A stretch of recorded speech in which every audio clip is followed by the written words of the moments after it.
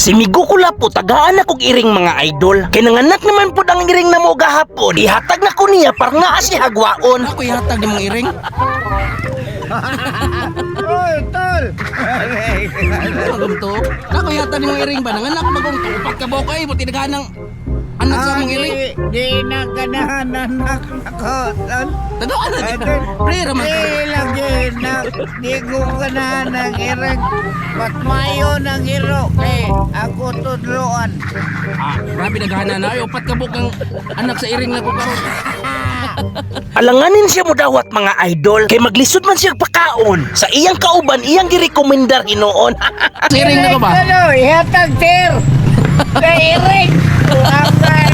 Manoy Chris TV, maayo ang taan ng iring. Kay parang dilikit kiton ang iyang mga sinina sa ilaga. Dili na kuno kinahanglan lulubot yo. Kay kung ang ilaga may mukaon, malanag man kuno hinoon. Adalon.